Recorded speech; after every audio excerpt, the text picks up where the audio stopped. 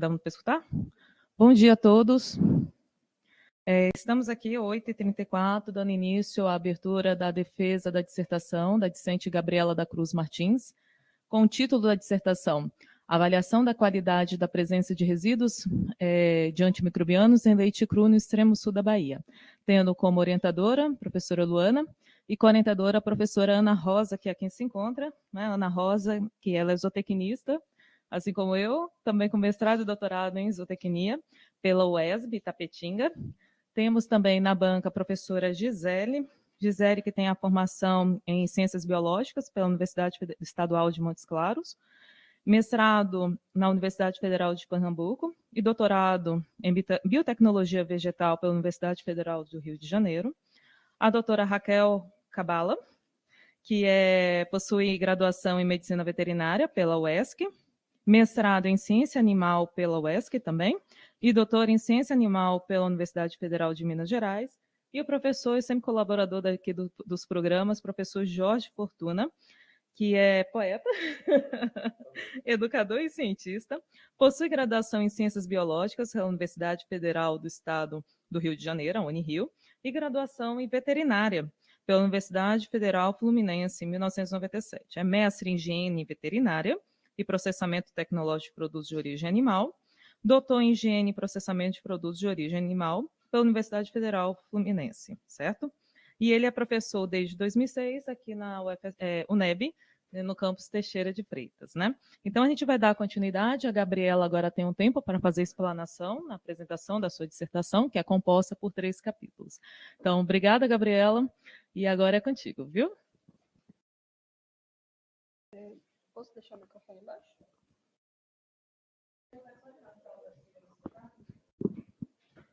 Está dando para ouvir? Ok. Bom, a Luana já me apresentou, meu nome é Gabriela, eu sou mestranda do Programa de Pós-Graduação em Ciências e Sustentabilidade. Primeiramente, bom dia a todos. Eu gostaria de cumprimentar a banca aqui na pessoa da professora Gisele, da professora Raquel e do professor Jorge. Também cumprimento a minha orientadora, a professora Luana, e a minha co-orientadora, a professora Ana Rosa. A minha dissertação tem por título Avaliação da qualidade da presença de resíduos de antimicrobianos em leite cru no extremo sul baiano.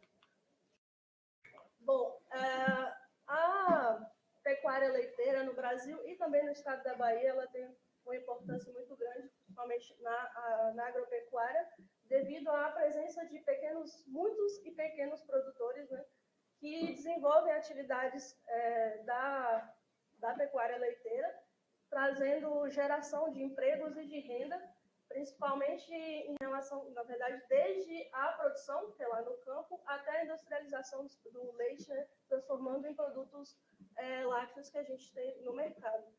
E a produção no Brasil, dados do IBGE de 2021, diz que o Brasil produziu cerca de 35 bilhões de litros de leite, né, no ano de 2021, e a Bahia ela captou mais de 26 milhões de litros de leite a mais do que o ano anterior, no caso do ano de 2020, ocupando a 4ª posição, né, de maiores aumentos em relação à produção de leite no país.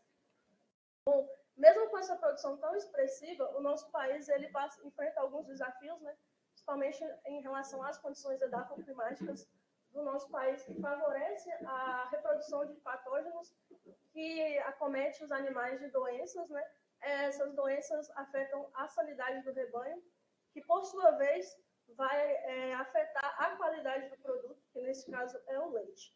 Em relação à qualidade do leite, no nosso país existem normas, né, regulamentos técnicos, por meio de instruções normativas, que regulamenta essa qualidade do leite.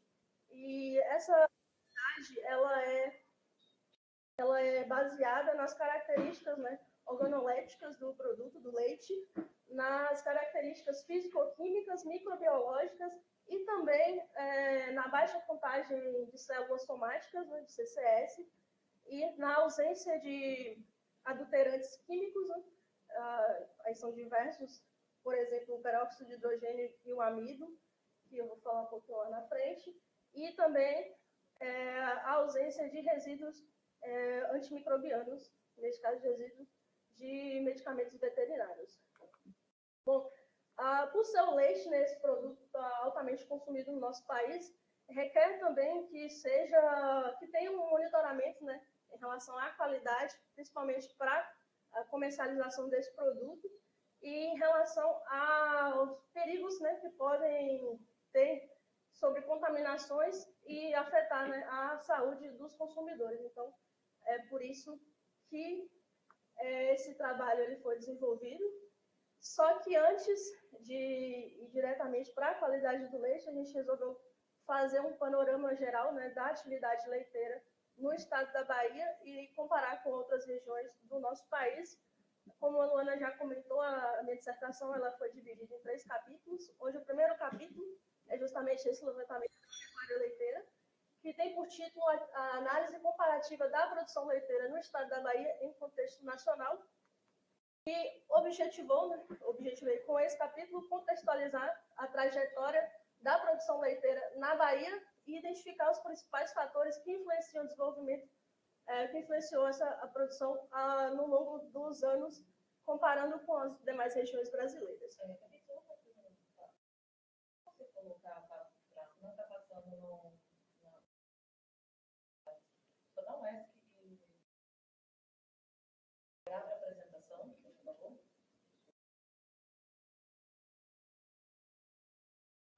Aí você tem que abrir. Não está bom. Mas pelo menos, exato. Agora é que na hora não está passando.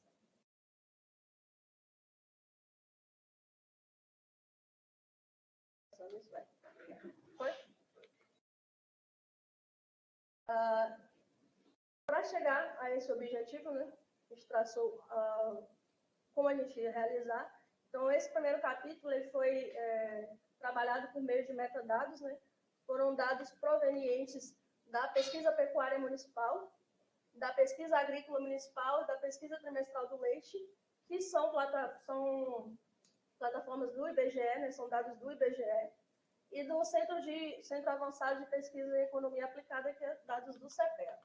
Os dados, as variáveis, né, que foram estudadas para a quantidade de leite cru resfriado ou não, adquirido e também industrializado, o número de vacas, né, o número de animais ordenhados, a quantidade de leite produzida, a produtividade. Essa produtividade ela não foi um dado já do IBGE, a gente fez o cálculo dessa produtividade com base no volume de leite produzido e na quantidade de animais ordenhados, né? E o preço médio pago ao produtor por litro de leite. Esses dados foram coletados do estado da Bahia e também de todas as regiões do Brasil entre o ano de 2010 e de 2022.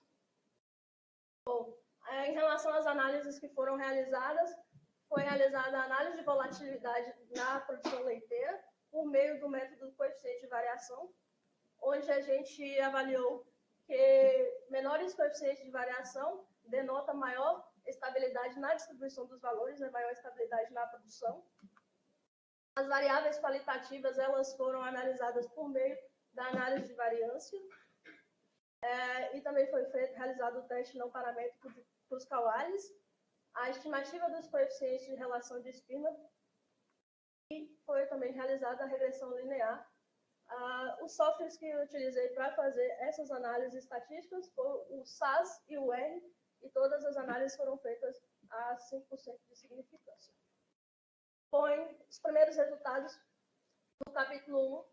Eu trago aqui a tabela de estatística descritiva das variáveis que foram estudadas, né, que vacas ordenhadas, produção de leite, quantidade de leite cru resfriado ou não adquirido, quantidade de leite cru ou não industrializado, o valor da produção, o preço médio para o estado da Bahia nos anos que foram estudados, que foram entre 2010 e 2022. E aqui, o que eu chamo a atenção é em relação ao coeficiente de variação, né, em relação à volatilidade que eu comentei ali atrás, que a produção, né, no estado da Bahia foi a produção em litros de leite, né, foi a variável que teve o menor coeficiente de variação, denotando uma maior estabilidade, né, da produção leiteira no estado. E com a média de mais de 1 bilhão de litros de leite produzido, né, nesses 12 anos. Já a variável vaca ordenhadas, né, que é o número de animais ordenhados, e o preço líquido médio foram as variáveis que mais teve oscilação, né, menor estabilidade, apresentando coeficientes de variação acima de 40%. E aqui eu chamo a atenção nesse número, que eu vou mostrar um pouquinho mais lá na frente, a produção os dados de números de animais no estado do estado, na região do Nordeste.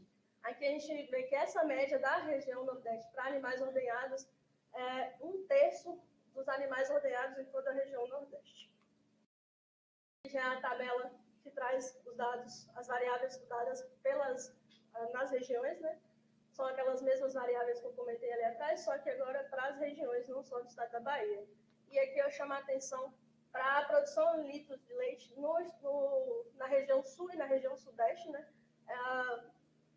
Comparando com com as demais regiões, foram as duas regiões que maior produzem leite no nosso país. Mesmo o sul possuindo o menor número de... Na frente apenas dois aqui, que é do norte e do centro-oeste, menor número de animais, a produção do sul é muito superior às demais regiões. E a região nordeste, mesmo tendo um número de animais assim, acima de 4 milhões, né, de 4 milhões de animais, ela produz um volume de litros de leite muito aquém do que as outras regiões, se for comparar, porque a região Nordeste ela tem o terceiro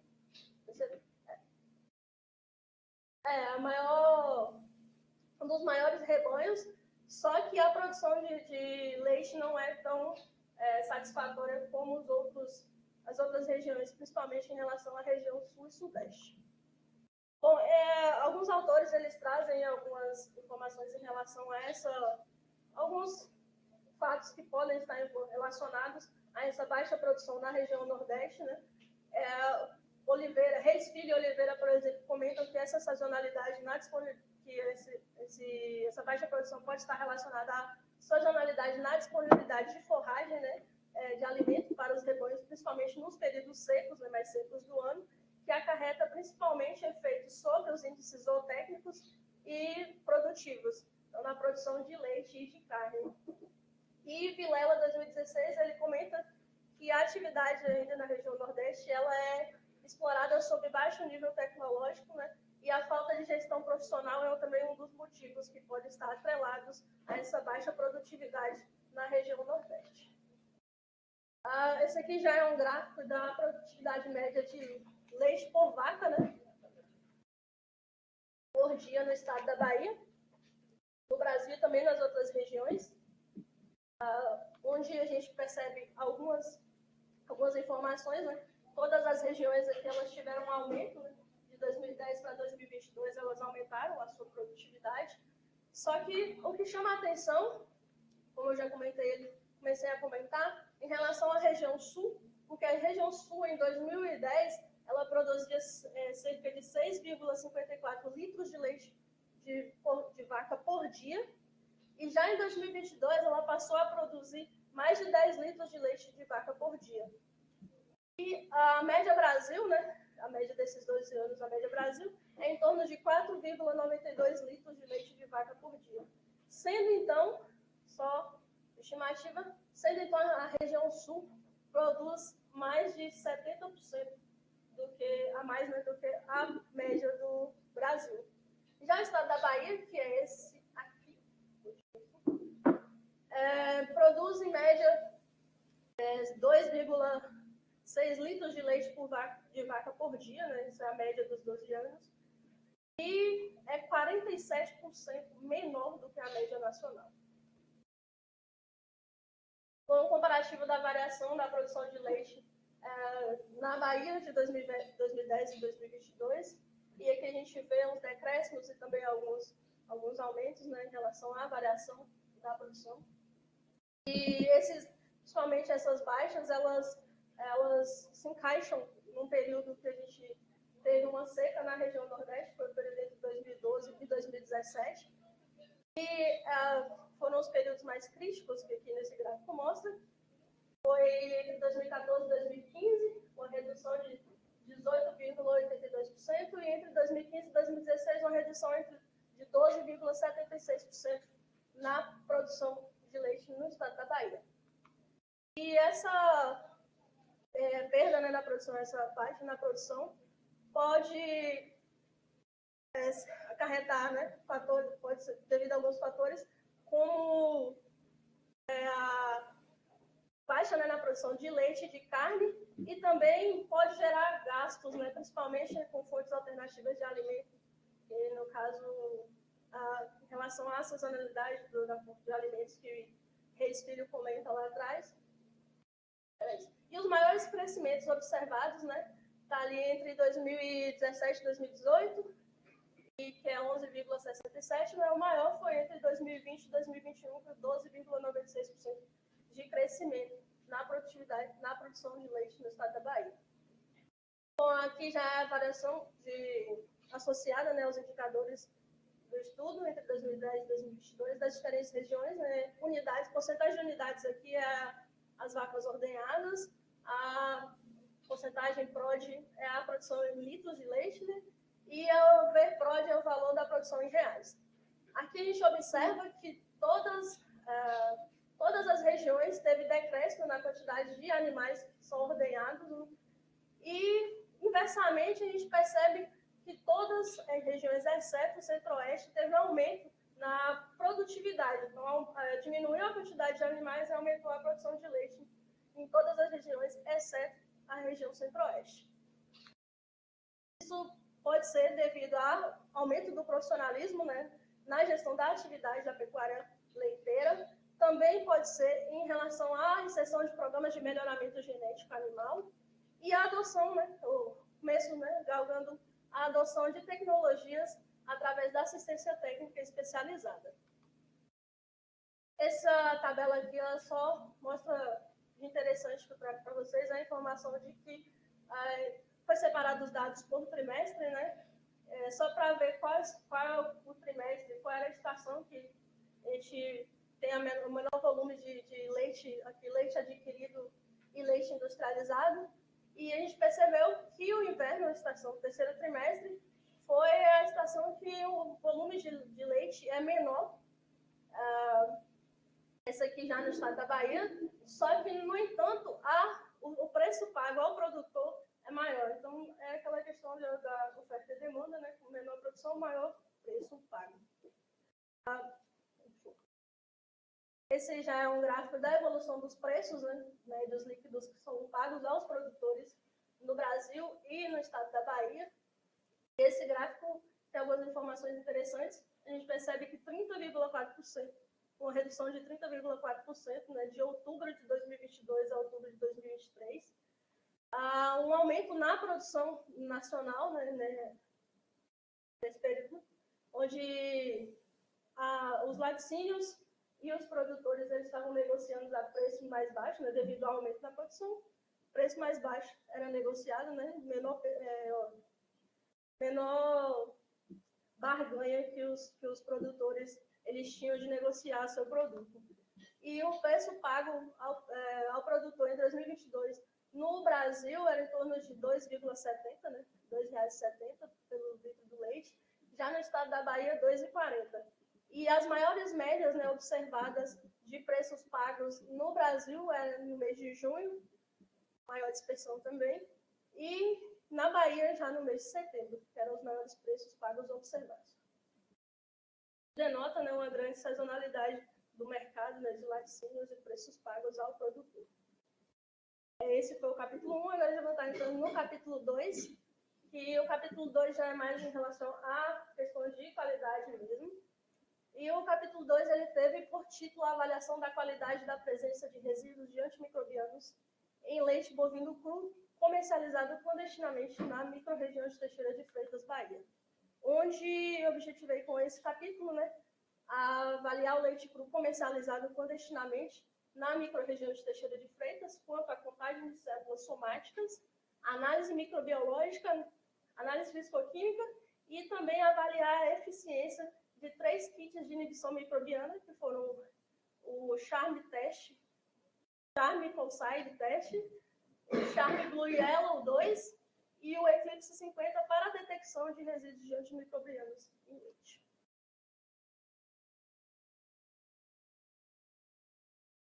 aquisição das amostras foram feitas, né, foram feitas em diversos pontos do município, aqui na cidade.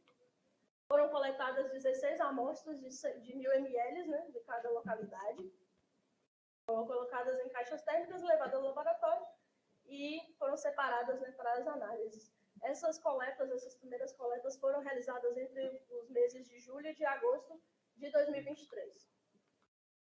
Bom, em relação às análises que foram desenvolvidas, primeiro foi feita a análise microbiológica, e aqui a gente fez a contagem de coliformes totais e termotolerantes por meio do número mais provável, que é uma metodologia da American Public Health Association.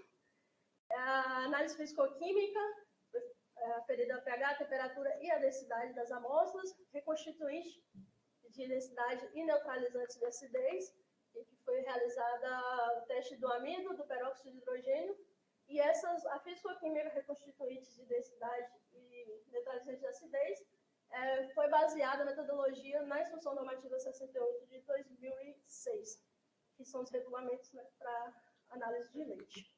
A contagem de células somáticas foi realizada por meio de teste rápido. Esse teste é o Kit Somatic Cell. Os resíduos de antimicrobianos foram testados por meio dos testes rápidos também, testes de inibição microbiana. Foram os kits Eclipse, que eu comentei lá atrás, o Coalside 2 e o Blue Yellow 2.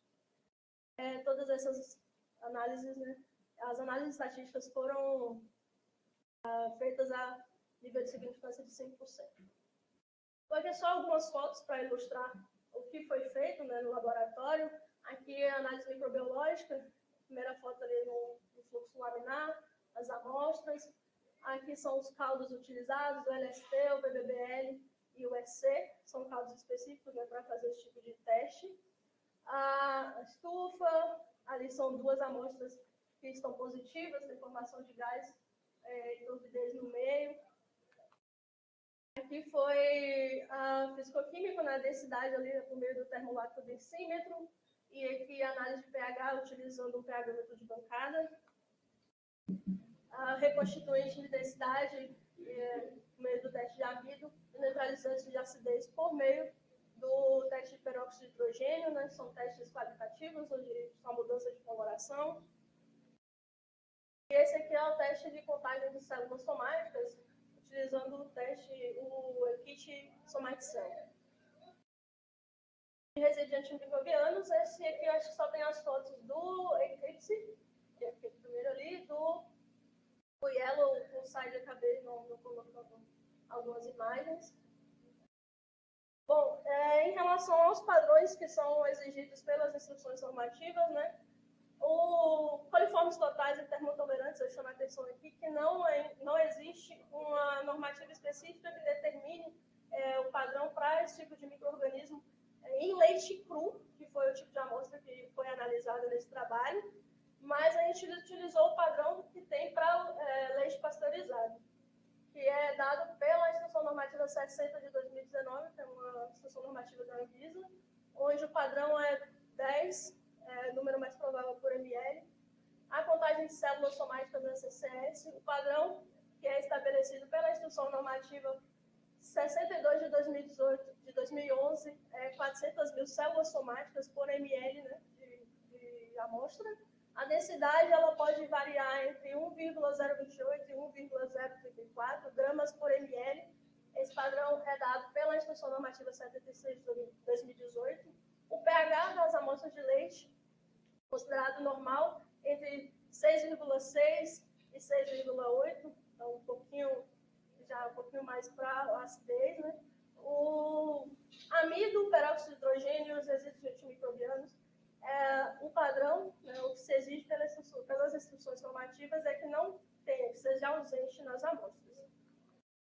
Com os nossos resultados do capítulo 2, né, a gente percebeu que 56%, né, das amostras elas estavam fora do padrão para a contagem de células somáticas, então 56% das amostras tinham acima de 400 mil células somáticas por ml, onde a gente viu que o valor mais elevado, né, observado foi de 750 mil células somáticas por ml.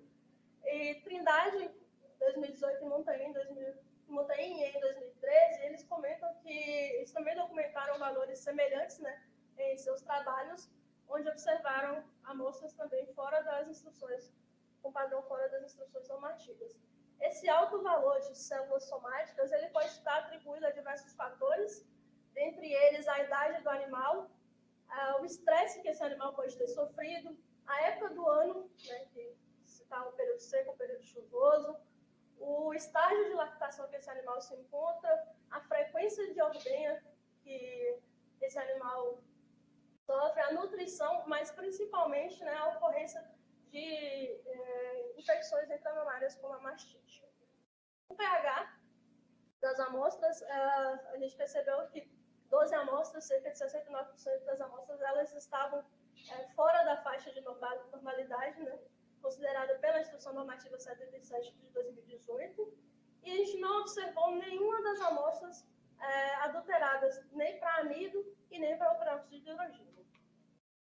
Em relação à densidade, apenas uma das amostras elas estavam fora do padrão, né, abaixo de 1,028, e 100% das amostras elas apresentaram contaminação por coliformes topais e 94% apresentaram contaminação por coliformes termotolerantes.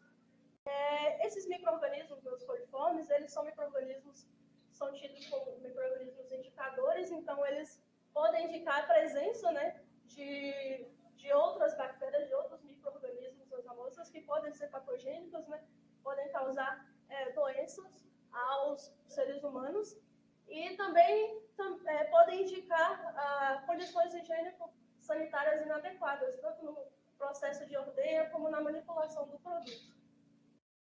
Souza, 2021, aqui representado pelo professor Jorge, e Paiva, 2018, eles também encontraram resultados semelhantes, onde também presenciaram, né, também detectaram a presença desses micro-organismos nas amostras por eles analisadas em seus estudos.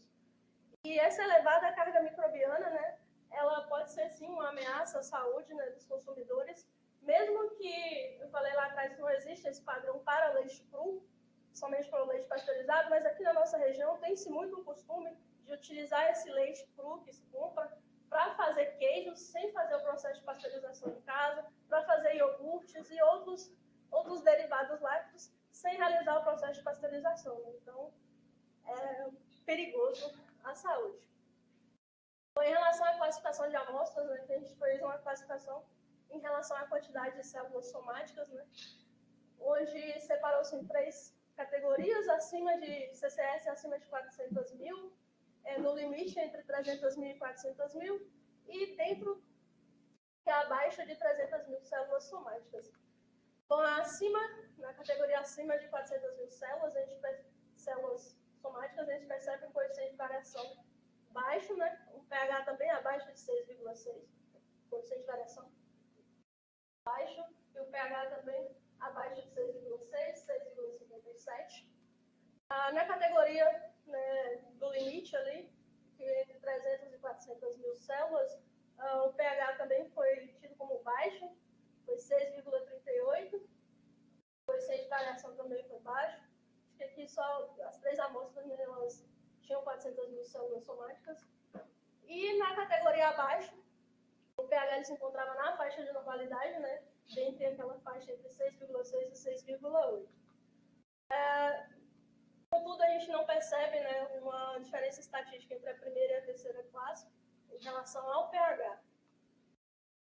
O que a literatura traz normalmente é que o pH de amostras com células somáticas, com grande alto valor de células somáticas, é que esse pH gira em torno de 7,3 a 7,5, levemente alcalino, o que não foi presenciado nesse estudo, onde a gente pensou que a maioria das amostras com CCS alta, o pH estava levemente ácido. Castro, 2014, Castro colaboradores de 2014, eles também encontraram esses resultados semelhantes, onde eles não evidenciaram na verdade, que amostras com grande quantidade de células somáticas, o pH também foi relativamente abaixo do que se deveria, né, abaixo do que é preconizado na instrução normativa, então levemente ácido, discrepando do que outras literaturas trazem. Em relação aos tipos de embalagens, né, que são utilizadas para a comercialização de leite cru em Teixeira de Freitas, aqui foram encontradas três tipos de embalagem. A primeira delas, a garrafa PET, né, a velha e comum garrafa PET, que é de refrigerantes, de suco, né, elas eram reutilizadas para essa finalidade, né, para colocar o leite. O saco plástico também, esse saco plástico é aqueles de bombina plástica que você encontra em supermercados. E aqui eu chamo a atenção para o frasco estéreo. O que era esse frasco estéreo? Tem muitos estabelecimentos, né, muitos locais que comercializam leite que preconiza que o consumidor ele leve a sua embalagem, né? E como eu estava ia testar esse leite, né? Eu tinha frascos que eu tinha esterilizado no laboratório, eu sempre carregava comigo. E quando eu chegava no lugar para fazer a aquisição da amostra, eu não, você trouxe a sua embalagem? Aí eu pegava o meu frasco e utilizava. Só que o frasco foi o menor tipo de embalagem, né? A maior parte mesmo foi a garrafa PET, né? Reutilizada. E o que denota uma escolha frequente por parte dos comerciantes, né, desse produto, né? Aí pode ser devido à praticidade, né, de reutilizar, ou também devido ao custo, já que seria mais barato, né, utilizar uma embalagem que já foi utilizada, né, fazendo apenas a asepsia. Só que, no entanto, é importante observar que esse tipo de embalagem ele pode trazer alguns riscos, né, no que diz respeito à integridade do produto, uma vez que não se sabe como foi feita a asepsia, né, a higienização desse material para acondicionamento do produto, acarretando a segurança, a qualidade, né, e também a inconformidade com os padrões legislativos, né, trazendo alguns prejuízos, principalmente para o consumidor.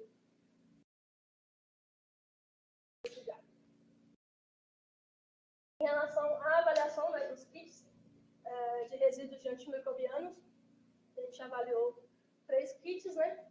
Esses kits, eles são qualitativos, só que por meio do espectro, né, na gama de substâncias que eles detectam, trazidas pelo próprio manual do fabricante, a gente fez uma separação das prováveis substâncias que podem ter sido detectadas, né, fazendo o sombreamento dos 3 testes. Só que a gente percebeu também apenas 4 amostras positivas. Por que a gente fez esse sombreamento? Principalmente porque as amostras que foram positivas, elas foram diferentes, não foram as mesmas que deram positivas nos 2 testes, né, no Eclipse 50 e no Pulside, no Blue Yellow, na verdade. No Eclipse 50, a amostra positiva foi a amostra 1 e 2, e no Yellow, a amostra positiva foi a amostra 7 e 11. Em relação às características dessas amostras que estavam positivas, né, elas estavam em sacos plásticos ou garrafas PET, né, não teve nenhuma aqui, estava dentro daquele frasco estéreo. Em relação à quantidade de células somáticas, né, dessas amostras, a gente percebeu que variou entre 300 mil e 550 mil células somáticas das 4 amostras, né, nessa variação. Tínhamos levantado uma hipótese em relação a relacionando, né, a quantidade de células somáticas e a presença dos resíduos de antimicrobianos, só que por ser apenas duas dessas amostras que tiveram resíduos de antimicrobianos, 2 delas apenas que tiveram as células somáticas acima do que é preconizado pela legislação. Então, a gente não percebeu uma associação muito clara em relação a isso. Em relação às substâncias possíveis substâncias que podem ter sido detectadas no Eclipse 50, né, aí tem a classe dos representada pelo cefalono, as sulfonamidas, né, aí tem várias, os aminoglicosídeos, representado pela streptomicina, e a classe também dos macrolídeos, né, que é a espiranamicina. E no Blue Yellow foi apenas a classe das tetraciclinas, foram apenas 2 substâncias, né, possíveis substâncias, e a classe das sulfonamidas. Eu realizei esse estudo, né, de alguns trabalhos, levantamento de alguns trabalhos publicados nos últimos 10 anos em relação a resíduos antimicrobianos, né, em leite, eu percebi que a maioria desses estudos verificou a presença das classes beta-lactâmicos e tetraciclinas, não tão semelhante ao que foi identificado nesse estudo, né? Só apareceu mais, teoricamente, né, possíveis sulfonamidas. Né? O uso indiscriminado, né, de resíduos de medicamentos, o uso indiscriminado, na verdade, de medicamentos veterinários, né, aí para controle de diversas doenças, eles podem acarretar, desde que feito o manejo inadequado, prejuízos, né, principalmente no que diz respeito à extrapolação dos limites máximos de resíduos de antimicrobianos nas amostras, né, e é importante salientar que o leite com resíduos, né, aqui no nosso país e também em outros países, é considerado um leite adulterado, sendo ele impróprio ao consumo humano, né, que pode também acarretar diversos prejuízos à saúde humana. A gente tem visto muito as pessoas com alergia, né, a gente não se sabe ainda ao certo se pode ter essa relação. Bom, já indo para o terceiro e último capítulo, né, esse capítulo foi em relação à caracterização da qualidade e também agora a composição do leite cru comercializado em Teixeira de Freitas, né, onde objetivou-se caracterizar a qualidade e a composição do leite bovino cru comercializado na cidade de Teixeira de Freitas. Bom, também foi realizada a aquisição de amostras nos comércios locais, né? Só que aqui a gente fez por 5 bairros, né? 5 bairros distintos, onde a gente fez a aquisição de 29 amostras também do mesmo volume, de 1.000 ml. Também foram transportadas da mesma maneira, em caixa térmica, ao laboratório, separadas para as análises.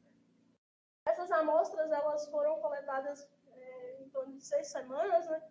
Entre fevereiro e março. Aí seria para ser 30 amostras, contudo, um dos locais, na última semana, parou de fazer a comercialização do produto, então, por isso ficou 29 amostras que foram avaliadas. Aqui a metodologia é muito semelhante à do capítulo 2, no entanto, tem um adendo, né, que a gente fez a caracterização, né, a composição centesimal por meio da gordura, proteína, lactose, extrato seco desengordurado, extrato seco total, água adicionada, ponto de congelamento, por meio, né, foi utilizado um analisador ultrassônico, Farmieco, para fazer esse tipo de análise. Também foi realizada análise estatística 100% de significância. Bom, em relação aos resultados, né, aqui embalagens é um pouquinho diferente do que a gente viu no capítulo 2. A maioria ainda, assim, predominante, as garrafas PET, em torno de 65% das embalagens eram garrafas PET. O saco plástico veio ali também na segunda posição, com cerca de 29% das embalagens. Em relação à temperatura, eu não falei muito de temperatura até agora, vou chamar a atenção porque a temperatura, a gente não fez a aferição da temperatura no local, né, na hora da aquisição das amostras. Então, por isso, já no capítulo, a gente foi chamado a atenção na qualificação, e no capítulo 3 a gente preferiu não fazer essa análise de temperatura, devido às variações da água do momento da aquisição até a chegada no laboratório, transição, tempo. A gente resolveu não fazer essa análise mais profunda e relacionar a temperatura com as demais características. Mas aqui, em relação a qualitativamente mesmo, como estava acondicionada essa amostra, a maioria delas estavam refrigeradas, né? Então, a gente percebia, ao fazer a aquisição, que essas amostras estavam refrigeradas. Cerca de 62% dessas amostras elas estavam sob refrigeração. E a comercialização desse produto era realizada principalmente no período matutino, né? Sempre pela manhã. Alguns estabelecimentos, se você chegava ali 8 horas da manhã, já não tinha mais amostra, né? Já tinham escoado. Só que em alguns outros, você chegasse 1 hora da tarde ainda tinha amostra e estava lá, em temperatura ambiente, não estava sob refrigeração. Oliveira e colaboradores de 2023 também contaram esse cenário semelhante, onde eles observaram que cerca de 50% das amostras eram comercializadas também em garrafas PET, à temperatura ambiente, né? Não estavam refrigeradas.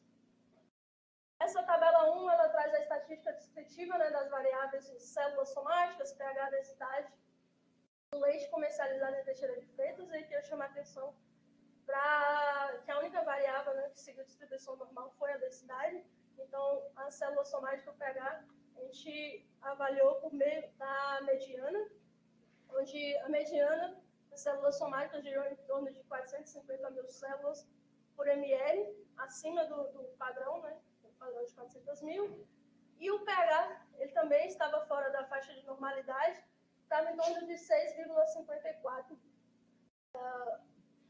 levemente ácido e abaixo do preconizado pela Instrução Normativa 77 de 2018. A densidade, ela, além de seguir distribuição normal, ela também apresentou normalidade, né, na média, em média, ela estava dentro daquela faixa de 1,028 a 1,034. Bom, aqui já é a relação do enquadramento das amostras, né, nos padrões de instruções normativas, de acordo com a localidade a qual foi coletado esse material.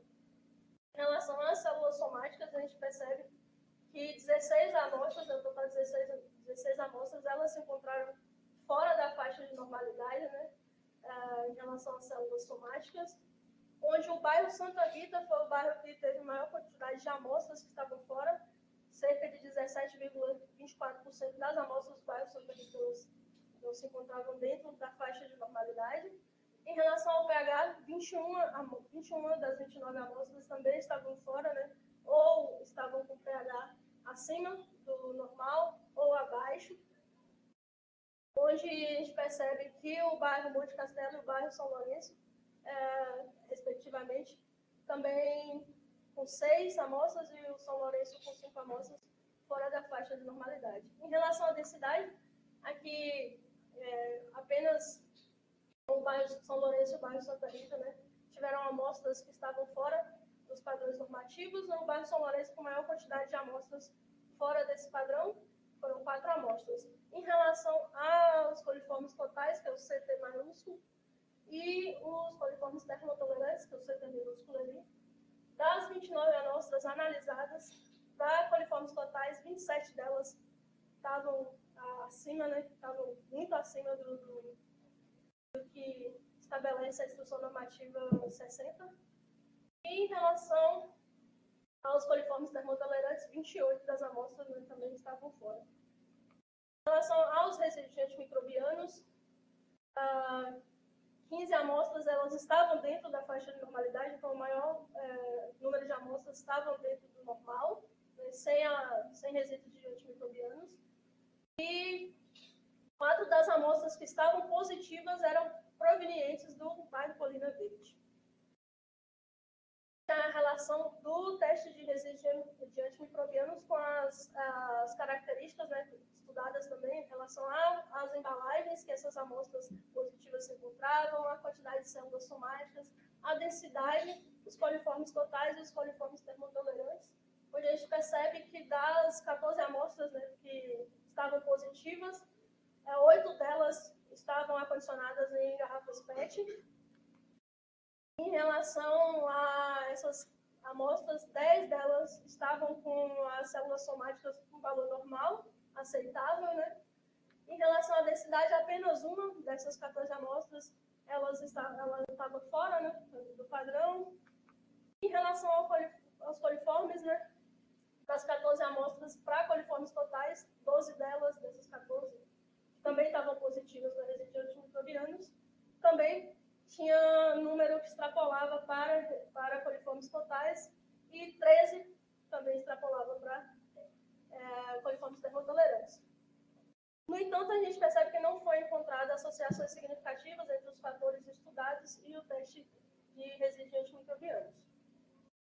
Então, em relação à média de desvio padrão, e aqui já da composição fisicoquímica avaliada das amostras de leite comercializadas, né, e a sua relação com a CCS, que é classe adequada e não adequada, a gente percebe que o estado seco desengordurado, que é o ESD, ele estava abaixo do preconizado, que o preconizado é 8,4% ou 8,4 gramas em 100 gramas de amostra, né? Em relação a lactose, água adicionada e ponto de congelamento, eles não apresentaram diferença significativa entre a classe adequada para células somáticas e não adequada.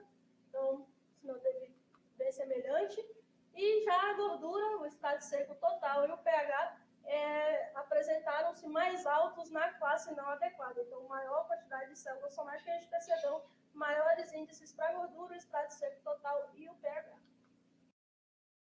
Bom, além dessa variabilidade nos valores de extrato seco, desengordurado, pH e ponto de congelamento, isso pode indicar a presença de desequilíbrio nutricional, né, nos animais e também altos níveis de células somáticas e contaminação por coliformes. Maiores médias, né, de teor de gordura, né, foi em torno de 3,91 e de estado seco total 11,80 foi encontrado na classe não adequada, como a gente viu lá atrás. E Silva e Antunes, de 2018, e Silva e colaboradores de 2014, eles também constataram essa relação semelhante entre os padrões de gordura e de células somáticas, onde maiores valores de células somáticas foram observados maiores teores de gordura nas amostras analisadas. Os parâmetros de estado seco desengordurado, pH e ponto de congelamento, eles estavam insatisfatórios em ambas as classes, né, tanto para a classe adequada e não adequada, e também como observados separadamente na média geral. Silva e colaboradores de 2014, eles relatam que não conseguiram estabelecer um padrão, né, bem claro em relação ao extrato seco desengordurado e a quantidade de células somáticas na contagem, e eles intuem que isso foi devido às variações nos componentes, né, que compõem o extrato seco desengordurado, que é a proteína lactose, que são os principais componentes do extrato seco desengordurado.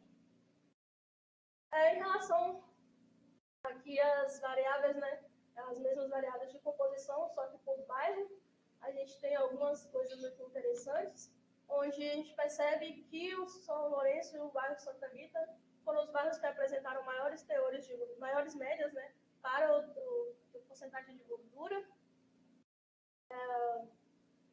formando um grupo ali distinto, né, diferente estatisticamente dos demais. A gente percebe também que todos os bairros apresentaram a média para extrato seco desengordurado abaixo do que é preconizado pela legislação, que é em torno de 8,4. Em relação à proteína, todos estavam dentro da conformidade, exceto o bairro Vila Caraípe. O padrão para a proteína é em torno de 2,9%. Então, o bairro Vila Caraípe ele estava em torno de 2,89%, né? Um pouquinho abaixo.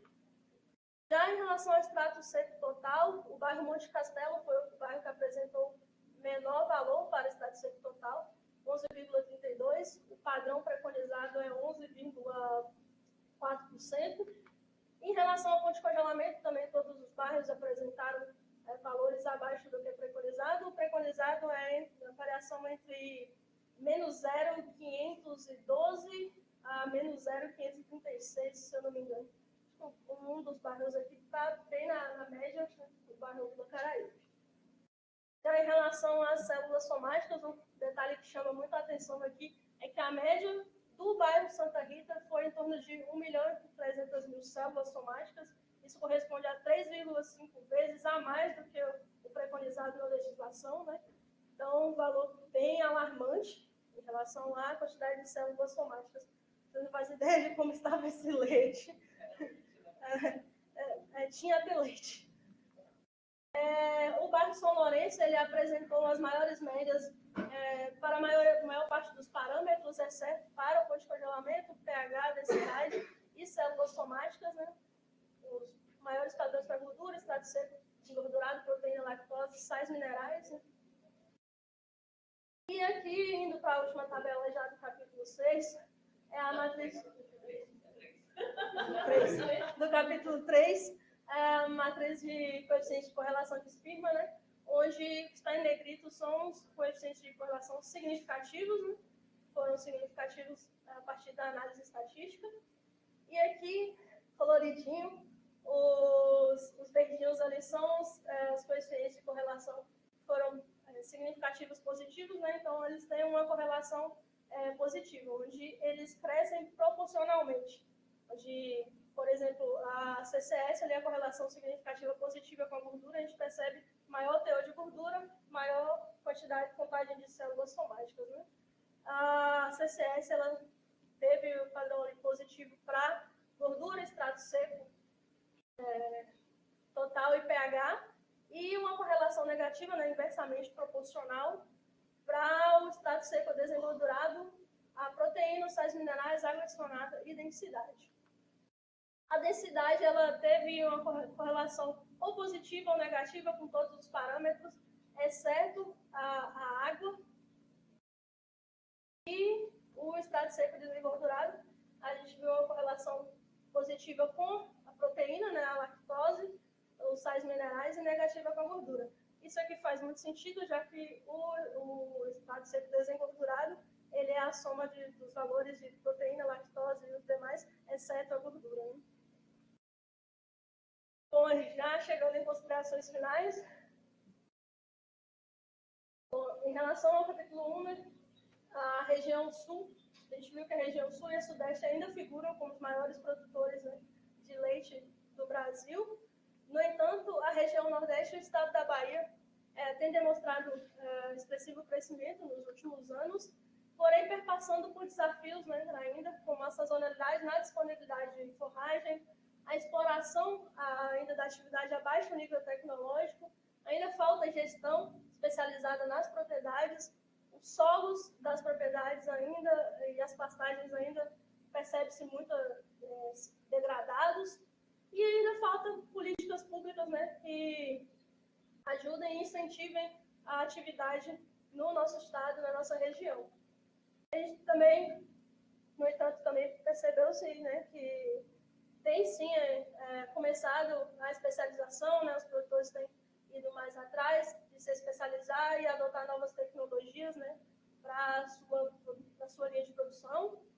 E tem se percebido, né, que a assistência técnica e o crescimento tem favorecido, né, o crescimento da atividade leiteira na Bahia, transformando o cenário produtivo dessa região, né? Então, sendo ainda o nosso estado um potencial, né, produtor para a atividade leiteira. Em relação ao capítulo 2, algumas considerações, né, que tenho, que a maior parte, né, das amostras de leite comercializadas na microrregião de Teixeira de Freitas, elas se encontram fora, né, dos padrões para células somáticas, pH e coliformes, sendo evidentemente inadequadas para o consumo humano, né? E, apesar disso, não foi constatada na presença de adulterantes como o amido, né, e o peróxido de hidrogênio. Em relação aos dois kits, né, né, de detecção, né, no caso dos dois que tiveram amostras positivas, que foram o Eclipse 50 e o Blue Yellow, eles revelaram, né, as 4 amostras positivas. E também foi possível, né, fazer uma identificação, mesmo que relativa, das substâncias que podem ter sido detectadas naqueles testes. Essas informações, né, esses resultados, eles denotam a ausência de condições mínimas higiênico-sanitárias, né, e riscos iminentes à saúde pública, bem como problemas socioeconômicos na nossa região, no que diz respeito à comercialização desse produto, por ser clandestino, né, não é permitido no nosso país. E também denota, né, que ainda faz, né, importante, né, a fiscalização, né, a partir dos órgãos, né, de fiscalizar e também conscientizar, né, os consumidores quais são os riscos imbuídos, né, de fazer o consumo desse tipo de produto. Como eu comentei, o pessoal que faz queijo e sem fazer a pasteurização, né, do leite, e fazem iogurtes em casa e sem fazer os devidos procedimentos adequados para o consumo desse produto. E em relação ao capítulo 3, em considerações finais, né, a qualidade do leite cru também foi satisfatória em relação às análises microbiológicas, CCS e pH. Esses resultados também indicam condições higiênico-sanitárias precárias e riscos também à saúde do consumidor. No entanto, a gente percebe que ali, em relação à composição, né, apenas exceto o extrato desengordurado e o ponto de congelamento, com correlações positivas, né, entre as células somáticas, gordura, extrato seco total e pH. E apesar dessa composição está dentro dos padrões, né, que a gente percebeu que a maioria estava dentro dos padrões. A gente tem que observar que a qualidade do produto ele se baseia num conjunto de características, né? São as características organolépticas, físico-químicas, a própria composição. Então, esse produto ele é inadequado para o consumo, né? Mesmo tendo essa composição adequada, em relação às demais variáveis, ele não se encontrava adequado.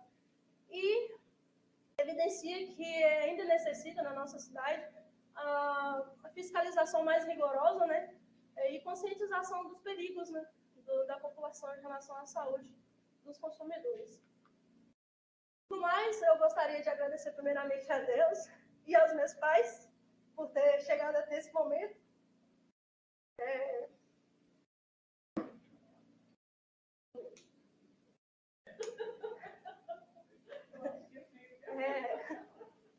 Agradecer a FAPESB, né, pelo financiamento da minha bolsa de pesquisa.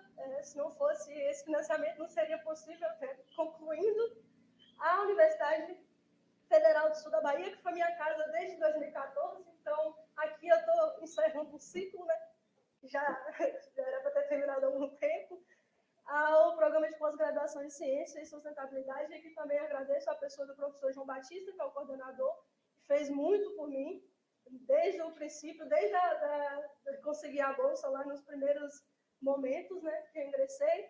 Agradeço imensamente a orientação, né, e a orientação que na pessoa da professora Luana, que além de orientadora é uma grande amiga, né, de longa data. A professora Ana, uma pessoa, gente boníssima, super animada, me animou bastante aí na caminhada.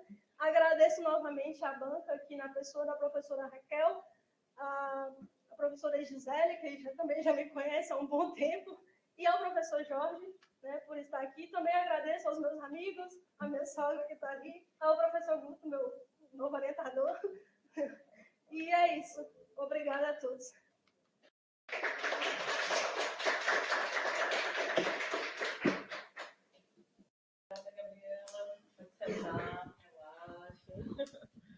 Bem, novamente, gente, bom dia agora a todo mundo. Venho aqui agradecer a presença do professor Guto novamente. Professor Guto, só atualizando, ele é o orientador da Gabriela no TCC em Engenharia Agronômica, que junto com o curso de mestrado, ela também faz o curso de agronomia, né? Então, obrigado, professor Guto. A gente vai dar prosseguimento agora à abertura da banca. Eu só vou pedir, Gabi, para você dar um ESC ali para fechar a câmera. E, assim, agradecer a Gabriela pela apresentação. Ela estourou um pouco o tempo, mas pela a dimensão dos 3 capítulos, né? Com muita coisa. Então, parabéns por sua apresentação e muito obrigada por estar nessa empreitada. A gente sabe a dificuldade de se trabalhar com pesquisa no Brasil, né? Em conseguir os reagentes, em conseguir ir a campo. A gente pegou ainda o período da pandemia, então era muito difícil você visitar agricultor, ir nos laticínios, então foi uma dificuldade enorme, né? Conseguir reagente, conseguir o material, conseguir as idas a campo e a liberação, né? Então a gente sabe dessa dificuldade de se fazer ciência no Brasil. E eu agradeço muito pela banca aqui, que hoje a gente está reunindo 3 instituições públicas. Nós estamos com a UNEB, o IF Baiano e a UFSB. Então fico muito orgulhosa da formação dessa banca. E eu agradeço aos que estão aqui, olhando aqui a apresentação da Gabriela. Desculpa porque o RNP hoje não está colaborando, então não sei se estava passando os slides. Está aí o Marco Vaz, a Marina, nossa egressa do PPGCS, o Paulo e a Patrícia, né, que também faz, e além dos colegas que estão aqui fazendo mestrado. A banca agora ela vai fechar, tá? A gente vai parar a gravação, tá? A banca vai ser fechada, tá? Só entre a gente quem está na sala mesmo, para até a Gabriela ficar mais tranquila, tá? Mas muito obrigada aí pela presença de todos. A gente vai finalizando aqui a parte de seminário da dissertação da Gabriela, tá bom? Obrigadão.